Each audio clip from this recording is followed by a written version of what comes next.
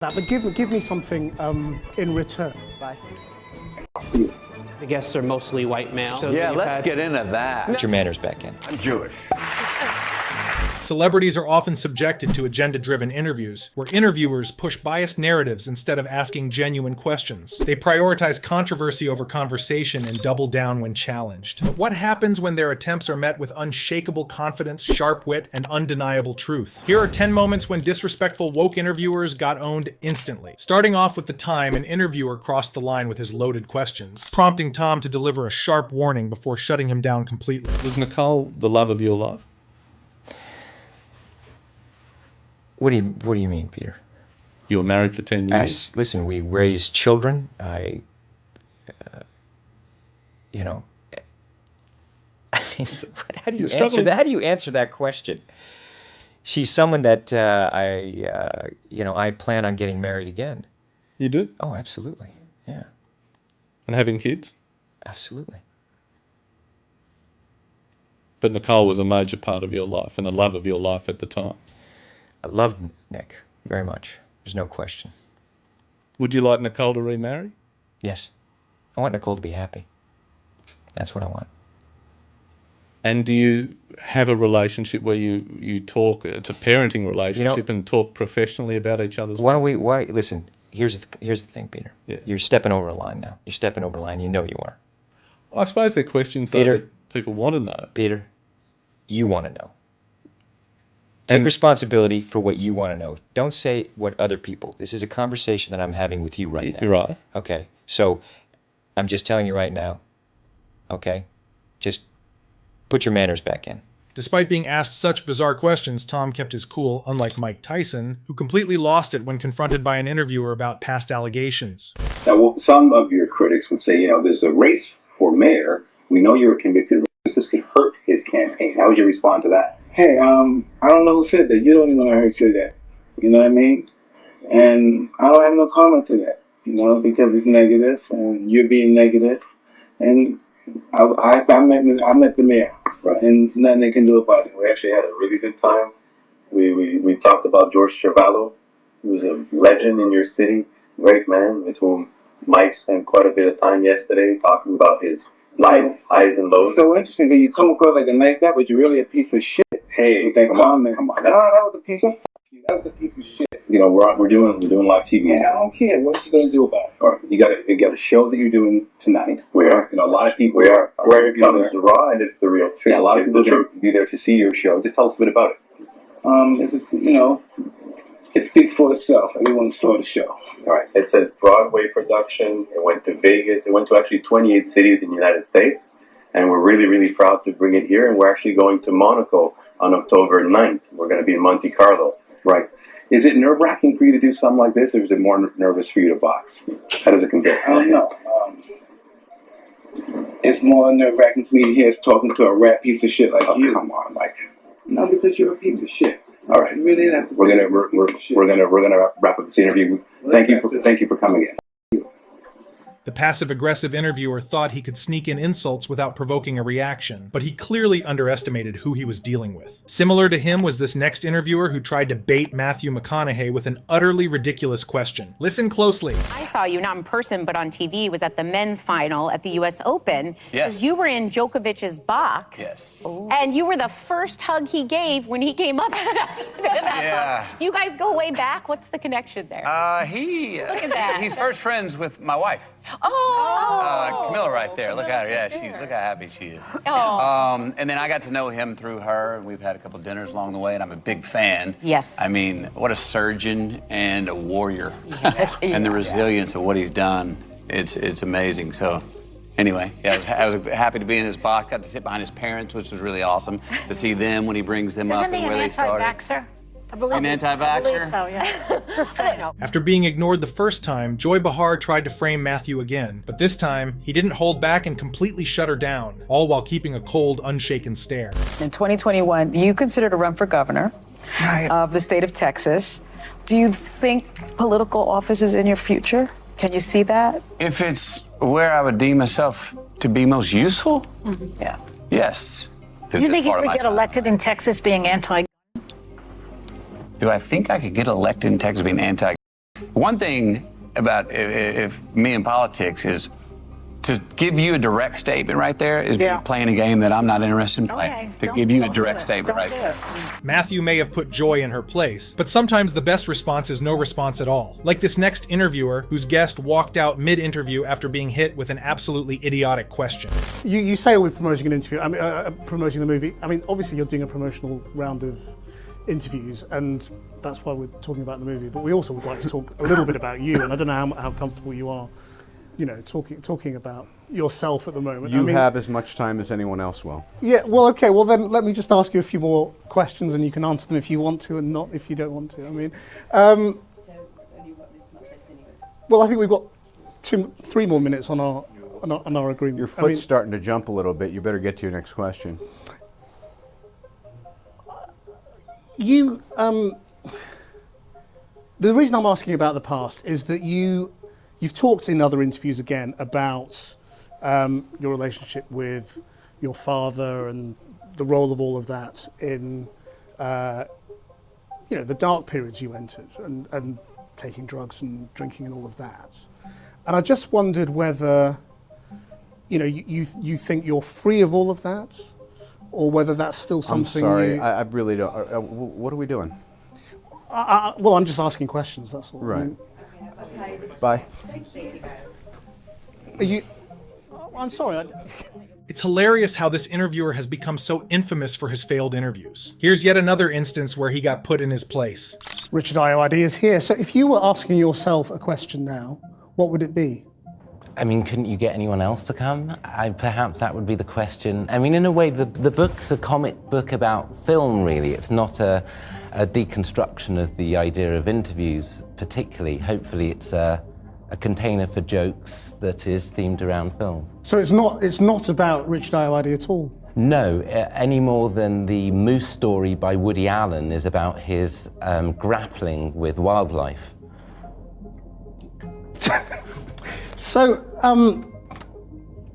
what would you then ask yourself? You know the 2,000-year-old man that Mel Brooks played wasn't actually 2,000 years old. Really? He was still Mel Brooks. Oh, okay. It's not possible to be 2,000 years old. He was kind of joking. But it's like, you see, I mean, you know what happens now, in that normally in an interview like this, I ask you a few questions about your book. Yes. Because that's what you're trying to sell. Yeah. I'm not allowed to promote your book because of broadcasting rules. Of course. So I then ask you something serious. Yes. Now, the serious thing I'd like to ask, which I will parry, is that you're the son of a Nigerian and a Norwegian. Yes, which is quite unusual. And I wonder, do you feel a very strong sense of being a role model for British Norwegians? I do, and I feel that Norway as a nation looks to me and my activities in many ways to marshal any kind of policies that they can drum up, and have been doing so for a while. In fact, they're starting to send me the Christmas tree rather than directly to Trafalgar, but they just send it to me now. But do you think there should be more British Norwegians on British television? I think there should be more Norwegians everywhere. I feel, they have a relatively high birth rate and the population stays the same. They're fleeing. It's like rats leaving a ship and they just can't, they're everywhere. It's, you can't move for Norwegians in this city, and I, for one, think it must be stopped. Also, I don't dislike interviews. It's a bit more like it's like commuting. I accept it as a part of this, but no one loves it with all but it's fine. I get that. But give me something in return. I mean, because the other part of you is, well, look. That was not a good chat up line. What do you want? That explains a lot. Oh. But I've given you my heart. You are a rarity.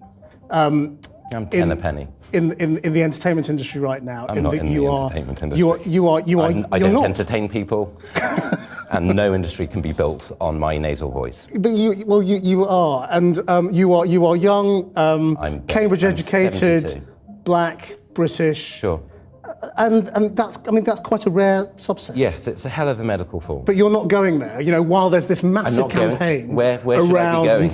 Well, no, what I mean is, Lenny Henry and David Harewood and all those people who I know who other they black are. people in the entertainment industry. There are others, yeah. Have been pushing this big campaign about diversity in television. Yes. And you're not going to go there as a subject. How do you mean go there as a subject? Well, do you go there as a subject? Well, I do personally. Where are yes. you? Where are I you think on there should be more, but now you're interviewing me, and well, that's interesting. and that's fine. You see, what was interesting, I thought, about your interview with Tarantino, apart from the notorious nature of the kind of "I'm shutting you down," was the bit when he said, "This is an advert for my movie." Exactly. That was the interesting bit, and that to me was the elephant in the room. Not, I mean, you gainfully kind of and pushed through and tried to get him to talk about violence, which he wasn't going to do. But he was outraged that he could not advertise his film. And that, I thought, was very interesting, and is interesting about the essential lie of the interview situation. And you're sort of doing the same thing tonight, but... In a way, yeah. But Richard, thank you very much indeed for coming. Don't thank me, I've done nothing for you. It's refreshing to see liberal narratives fall apart, but what happens when a woke interviewer tries to corner a comedian? That's exactly what happened when BuzzFeed invited Jerry Seinfeld for an interview. Things were going smoothly until the host asked why Jerry invites only white guests, a clear attempt to push an agenda. However, Jerry's unexpected response shut down the narrative entirely, leaving the host speechless. Talk to? I have noticed that most of the guests are mostly white males of 22 episodes that you've had. Yeah, let's get into that. No, but you take a look over here, Peter. What do you see? A lot of whiteys. What's going on here? Oh, this really pisses me off. But go ahead. Really pisses me off. People think it's the census or something. I mean, this has got to represent the actual pie chart of America. Who cares? It's just funny. Funny is the world that I live in. You're funny, I'm interested. You're not funny, I'm not interested. Okay. And I have no interest in gender or race or anything like that, but everyone else is kind of with their little calculating, is this the exact right mix? I think that's, to me, it's anti-comedy. Similar to that is this next interview, where Morgan Freeman takes a moment to school a Jewish interviewer on the concept of Black History Month. Watch closely. Black History Month you find ridiculous. Why? You're going to relegate my history to a month? Oh, come on. What do you do with yours? Which month is White History Month? Well, come on, tell me. Well, I'm Jewish.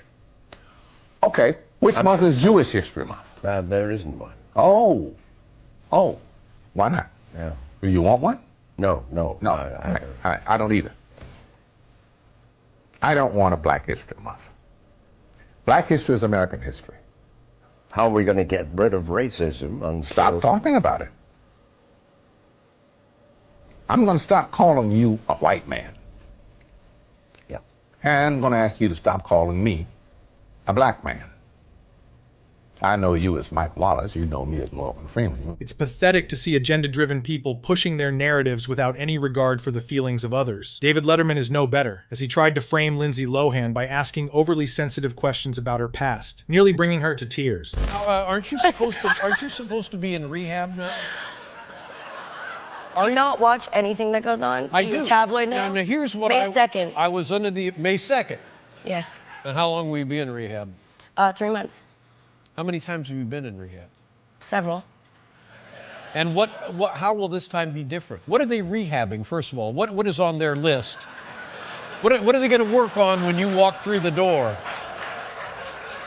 We didn't discuss this in the pre-interview. No, like alcohol? Do you drink too much? We've discussed this in the past. Did we really? When did we discuss? Well, because I'm the one who's having the black. So now, when you go to the rehab, what do they do? We have to work here for a movie. We have to what? Let's stay on the positive. Oh, aside from that side of the positive. Yeah. All right. Come on now. Okay, we'll talk about the movies. I've been here since I was 7. 7 years old. How many times do you think you've been here? I wouldn't know. I'll have to find out in rehab. Because of the jokes and stuff, but yet you have enough spine, enough sense of yourself, enough poise to come out here and talk to me.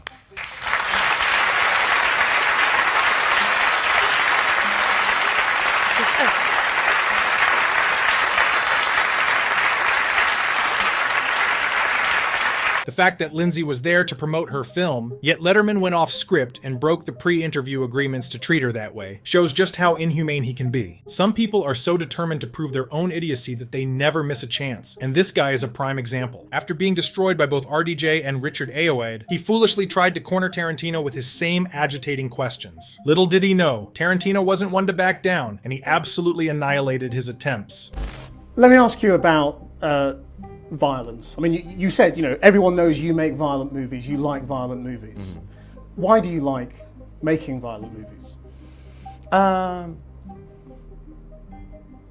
don't know, it's like asking Judd Apatow, why do you like making comedies? You just get a kick out of it, or you just enjoy it? Well, I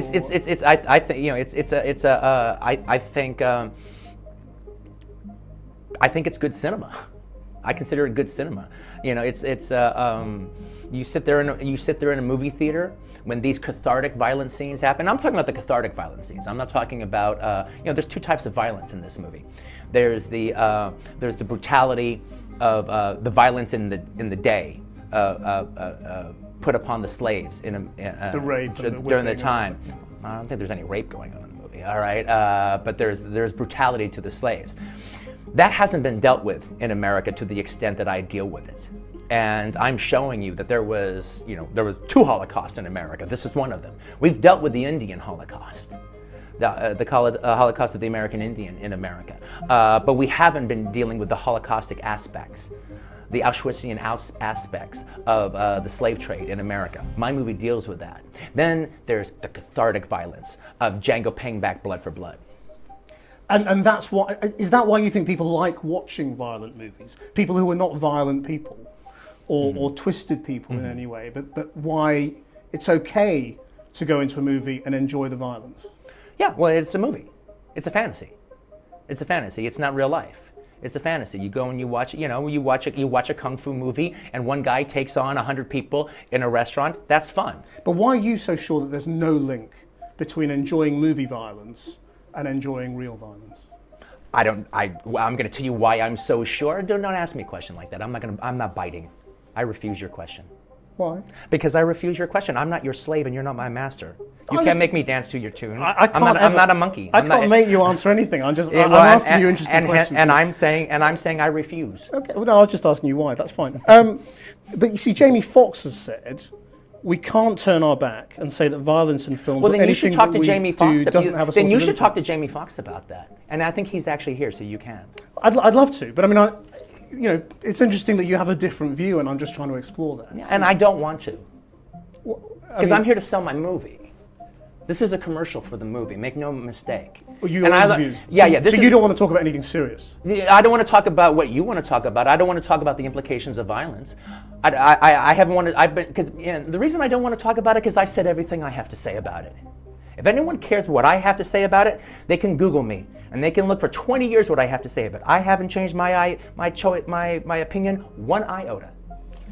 No, but you haven't fleshed it out. That's the only reason. It's not my job to flesh it out. No, it's my job to try and ask you to. And I'm shutting your butt down. And that's entirely your This is a commercial right. from my movie.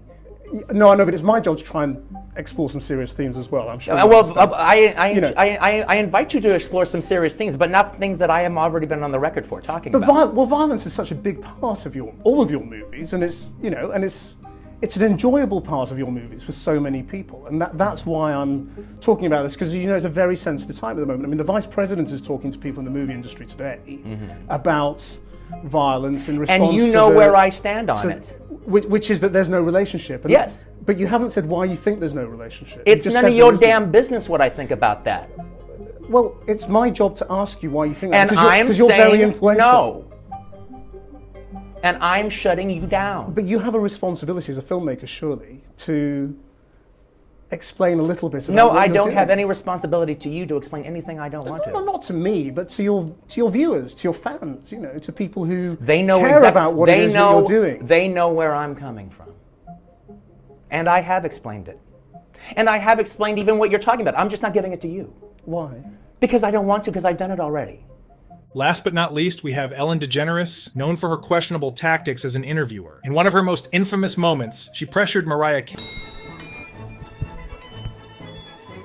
No, seriously, we have to talk about this. What do you I would want? never answer a question like that. I have now seen you naked. What kind of interview is this? In a world where agenda-driven narratives dominate, celebrities often find themselves facing interviewers who prioritize drama over dialogue. But every now and then, the tables turn, and these so-called gotcha moments backfire spectacularly. And some creepy interviewers go out of their way to cross the line, especially with female guests. But this creepiness does nothing but make them look like total jerks in the eyes of the audience. Here are 10 times when disrespectful woke interviewer got owned instantly. Starting off with the time when Lil Hayes' absurd line of questioning about his company's finances pushed Jordan Belfort to the edge, prompting him to walk out mid-interview. To me, they have very little credibility right now. I've been trying to settle this thing for years, and they've essentially stonewalled me at every step. So I've said enough about this. Let's move on. Let me ask you this one thing, let's move on, okay? Honestly, I'm ready. I'm not going to get attacked here. You're here, so I'm done with this. Next. I'm not attacking you. No, but honestly, I'm just. You're a very nice woman, but you're starting to get to the point. It's obviously just a hatchet shop here, so I'm kind of pretty much ready to move on. There's nothing hatchet about it. Well, to me there is.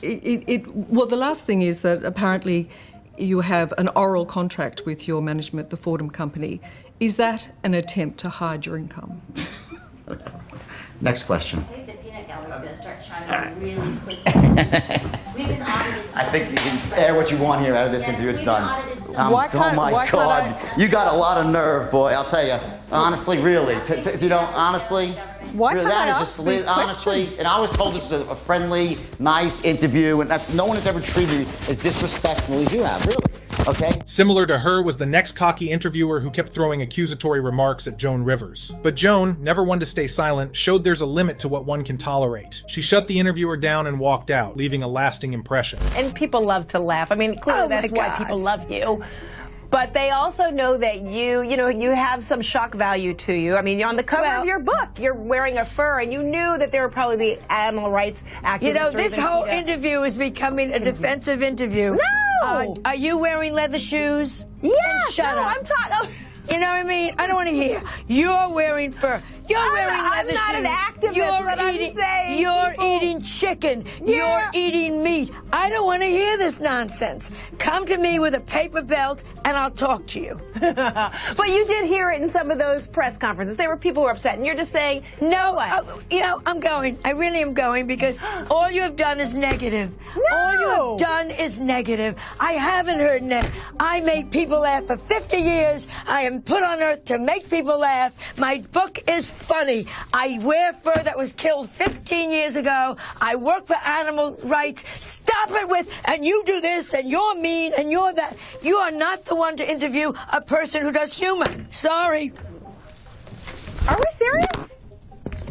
Next, we have Elon Musk, who isn't one to back down. When a BBC interviewer tried to frame him by claiming he promotes hate speech, Elon flipped the script with sharp cross-questioning, exposing the nonsense and leaving the interviewer scrambling for words. Just watch. Do you think you prioritize freedom of speech over misinformation and hate speech? Well, who's to say that something is misinformation? Who's the arbiter of that? Is it the BBC?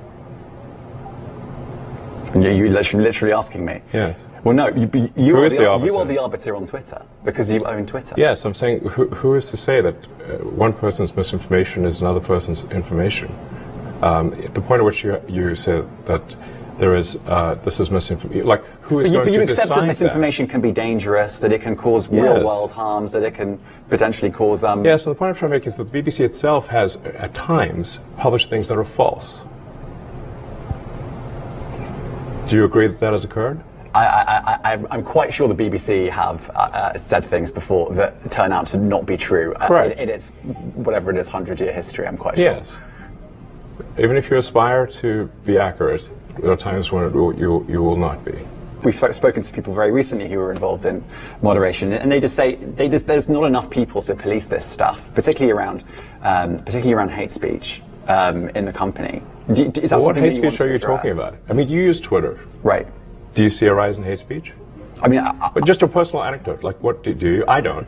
Personally, my For You, I would see I get more of that kind of content. Yeah, personally. But I'm not going to talk to the rest of for the rest of Twitter. So you see more hate speech personally. I would say I would see more hateful content in that. Content you don't like or hateful. What do you mean to describe a hateful thing? Yeah, I mean, just content that will solicit a reaction, something that may include something that is slightly racist or slightly sexist, those kinds of things. So you think if something is slightly sexist, it should be banned? No, is that what you're saying? I'm not saying anything. I'm saying. Well, I'm just curious. I'm trying to understand what you mean by hateful content, and I'm asking for specific examples. And you just said that if something is slightly sexist, that's hateful content. Does that mean that it should be banned? Well, you've asked me whether my feed, whether it's got less or more. I'd say it's got slightly more. That's why I'm asking for examples. Can you name one example? I honestly don't use. Honestly, I you don't. can't name a single example. I'll tell you why. Because I don't actually use that For You feed anymore. Because I just don't particularly like it. But you said actually, a lot of people are quite similar. I only look at hang on a second. You said you've seen more hateful content, but you can't name a single example, not even one. I'm not sure I've used that feed for the last 3 or 4 weeks. And then how did you see the hateful content? Because I've been using Twitter since you've taken it over for the last 6 months. Okay, so then you must have at some point seen the For You hateful content. I'm asking for one example. Right. And you can't give a single one. And I'm saying I say, sir, that you don't know what you're talking about. Really? Yes, because you can't give me a single example of hateful content, not even one tweet, and yet you claimed that the hateful content was high. Well, that's a false. No, what I claimed... You just lied. What I claimed was there are many organizations that say that that kind of information is on the rise. Now, whether it has on my feed or not...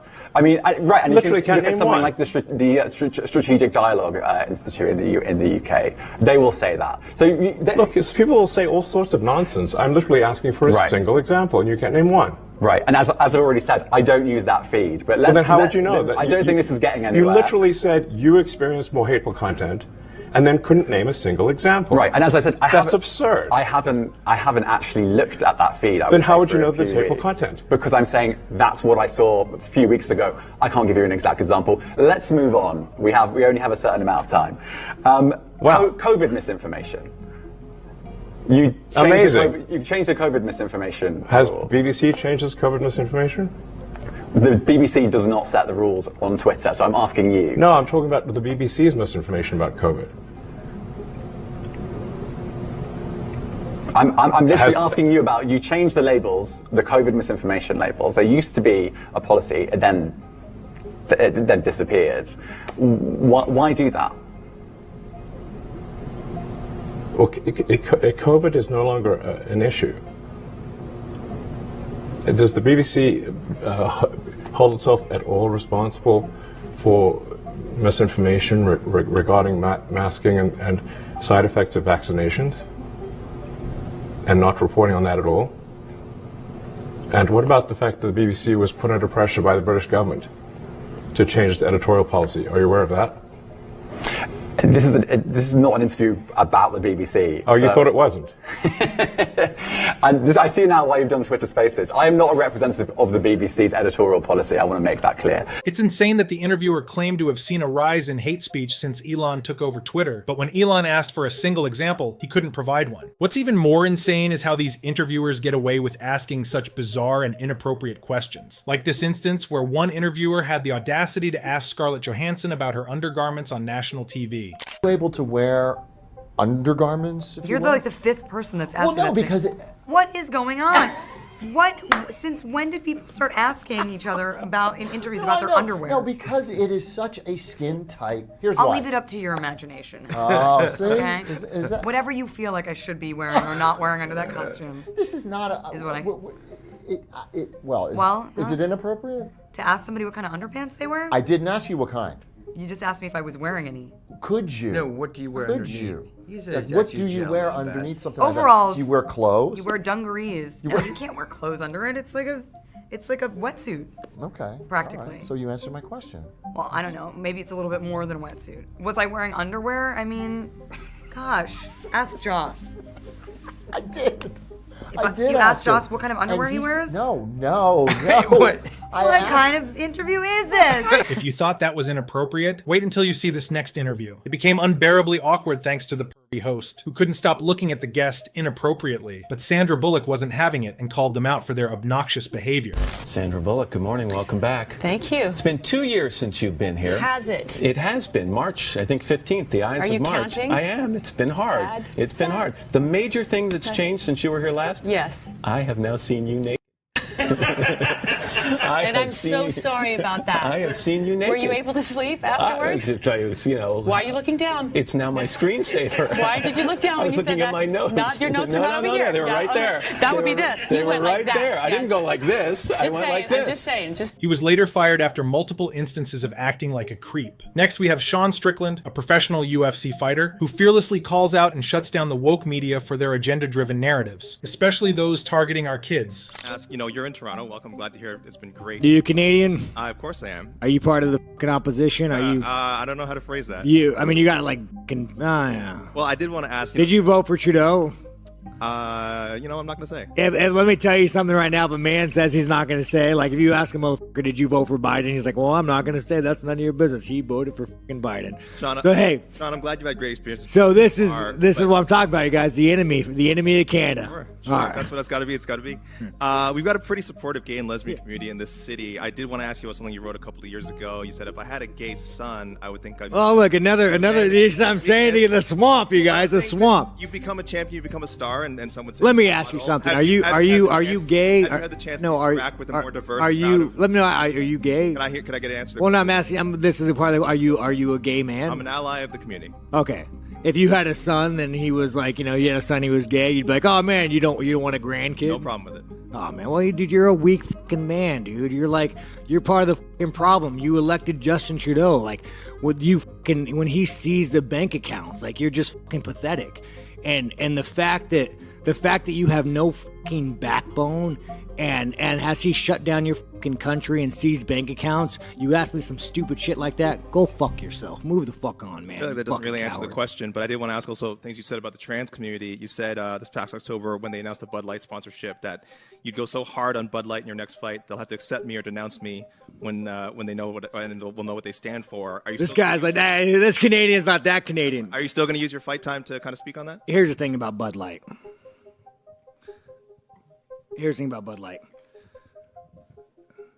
10 years ago, to be trans was a mental fucking illness. And now all of a sudden, people like you have fucking weaseled your way into the world.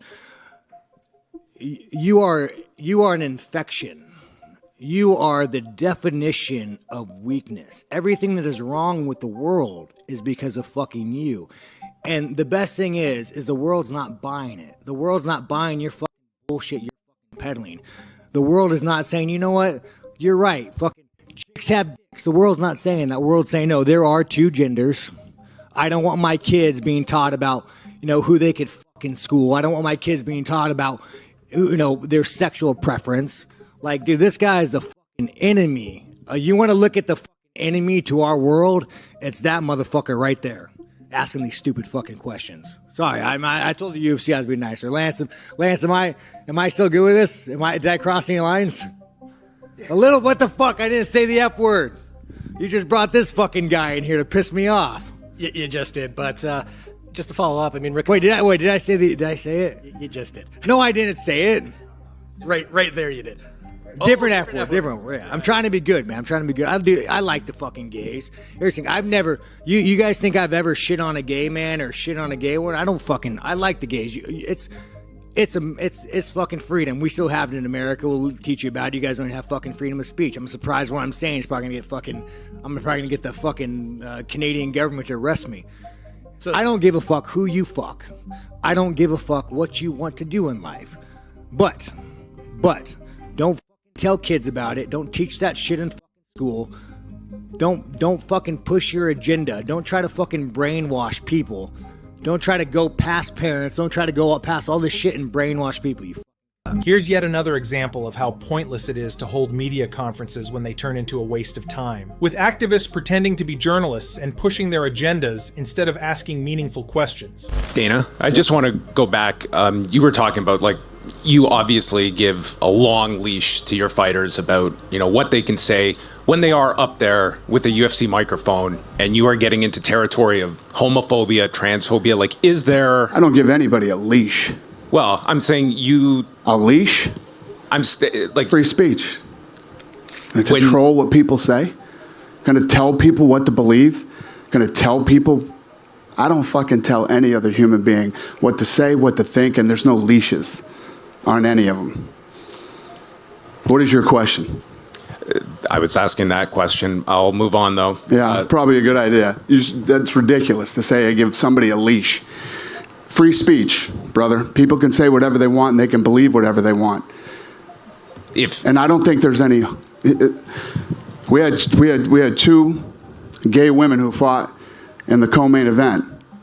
They sat on the stage with Sean Strickland. They could give a shit what Sean Strickland thinks or what he says or what his beliefs are or what his opinions are. You know what I mean? Of all the interviewers out there, Krishnan Guru Murthy is arguably the most hated, as it seems none of his guests leave without being visibly annoyed by his idiotic questions. What's even more interesting is that he hasn't been fired from his job, as his absurd approach seems to be the very thing driving views for his network. Okay, you're a good man. Do you have a significant other? Yes. Okay. Are there ever times where you have naughty thoughts? Who's doing this interview? No. Let's not get off of it. Let's be fair. I would never answer a question like that. You would never answer a question like that. And that's why that song needs to exist. You want to know why? Because there are certain people who are good people, good, upright, standing citizens who have thoughts, who feel funny and get uncomfortable when the camera's on them. So you couldn't even answer that question. You love your significant other, but you can't even say out loud in front of the whole entire nation that sometimes you have naughty thoughts. You don't know I have naughty thoughts. Anyway, we're getting off the point. Wait, but I asked you though.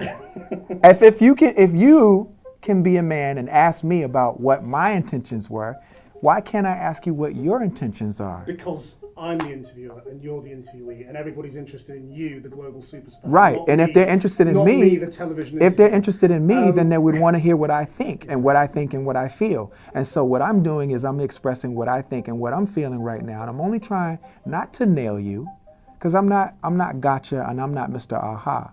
What I am is I'm just trying to justify my intention. Last but not least, we have Vivek Ramaswamy facing a barrage of corrupt and repetitive questions from a journalist. After being annoyed for the fourth time by her persistence, Vivek didn't hold back and delivered a complete takedown, leaving her utterly owned. You didn't say that you condemn white supremacy. I'm not going to recite some catechism for you. I'm against vicious racial discrimination in this country. So I'm not pledging allegiance to your new religion of modern wokeism, which actually fits the test. I'm not going to bend the knee to your religion. I'm sorry. I'm not asking you to bend the knee to mine, and I'm not going to bend the knee to yours. But do I condemn vicious racial discrimination? Yes, I do. Am I going to play your silly game of gotcha? No, I'm not. And frankly, this is why people have lost trust. And I know you're going to go print the headline tomorrow. I already know this. We already know how your game works. Vivek Ramaswamy refuses to condemn white supremacy because you asked a stupid question.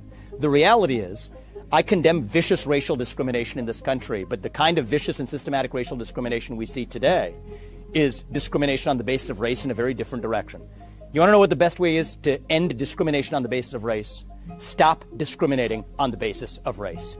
Do that and we're going to move this country forward. And I don't care whether you're black or white or brown or anything in between.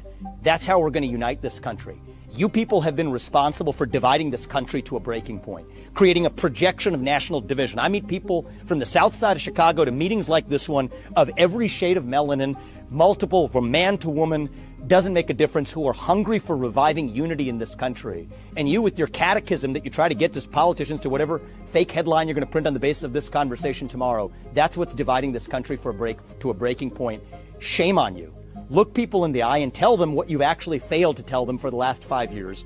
Own the accountability for your own failures as the media. That's how we rebuild trust in this country. And until then, I don't have a lot of patience to play the games.